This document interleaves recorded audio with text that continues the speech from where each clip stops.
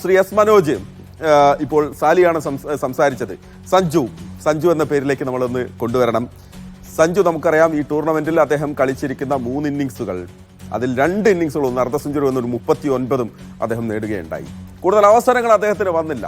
ഏത് നിമിഷവും കത്തി ജ്വലിക്കാൻ പോകുന്ന ഒരു താരമാണെന്നറിയാം. സഞ്ജുവിന് ഒരവസരം ഇന്ന് കിട്ടും, അങ്ങനെയെങ്കിൽ എന്താണ് നമ്മളതിൽ പ്രതീക്ഷിക്കേണ്ടത്?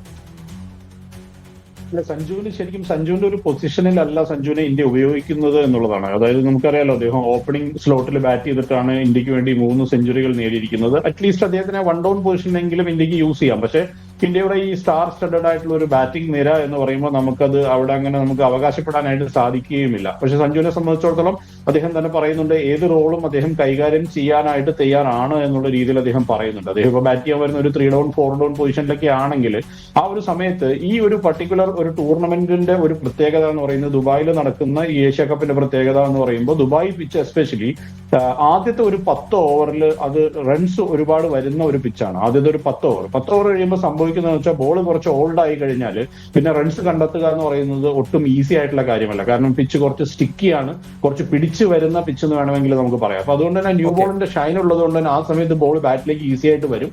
അത് കഴിഞ്ഞാൽ 10 ഓവർ കഴിഞ്ഞാൽ റൺസ് കണ്ടെത്തുകയുള്ളൂ. അപ്പൊ അതുകൊണ്ടാണ് 10 ഓവറിൽ 100 റൺസ് ഒക്കെ എത്തിയതിനു ശേഷം പിന്നീടുള്ള 10 ഓവറിൽ അധികം റൺസ് കണ്ടെത്താനായിട്ട്, ആ ഒരു ഡെത്ത് ഓവറുകളിലൊന്നും റൺസ് കണ്ടെത്താനായിട്ട് സാധിക്കാത്തത്. അപ്പൊ ഞാൻ പറഞ്ഞു വന്നത് ഇത്രയാണ്. അതായത് ആ ഒരു പൊസിഷനിലാണ്, ആ ഒരു 10 ഓവറിന് ശേഷമുള്ള ആ ഒരു ഓവറുകളിലാണ് സഞ്ജുവിന് ബാറ്റിംഗ് അവസരം ഇപ്പോൾ ലഭിച്ചുകൊണ്ടിരിക്കുന്നത്. അപ്പൊ അങ്ങനെയുള്ള അവസരങ്ങളിൽ നമ്മൾ ഈസി ആയിട്ട് സിക്സറുകൾ നേടുക എന്നൊന്നും പറയുന്ന സഞ്ജുവിന്റെ സ്വതസിദ്ധമായ ശൈലിയിലുള്ള ബാറ്റിംഗ് എന്ന് പറയുന്നത് ഒട്ടും ഈസി ആയിട്ടുള്ള ഒരു കാര്യമല്ല. പക്ഷേ സഞ്ജു അത് കറക്റ്റ് ആയിട്ട് കഴിഞ്ഞ മാച്ചുകളിലൊക്കെ അഡ്ജസ്റ്റ് ചെയ്യുന്നത് നമ്മൾ കണ്ടിരുന്നു. അദ്ദേഹം മനോഹരമായിട്ട് ആ ഇന്നിങ്സ് ബിൽഡ് ചെയ്തുകൊണ്ട് പോകുന്നത്. അതുകൊണ്ടാണ് സഞ്ജുവിൽ നിന്ന് നമ്മൾ പ്രതീക്ഷിക്കുന്നത് 45 ബോളിൽ 100 അടിക്കുക അല്ലെങ്കിൽ 50 ബോളിൽ 100 അടിക്കുക എന്നുള്ളതാണ്. പക്ഷേ ഈ ഒരു പിച്ചില് അത് അത്ര ഈസി ആയിട്ടുള്ള ഒരു കാര്യമല്ല എന്നുള്ളതാണ്. എസ്പെഷ്യലി ഞാൻ പറഞ്ഞ പോലെ നമ്മൾ കണ്ടതുമാണ്. കാരണം അവിടുത്തെ ഒരു ചൂടും കാര്യങ്ങളും ഒക്കെ നമ്മൾ കണ്ടതാണ്. ശ്രീ വി കെ ഹരിനാരായണൻ.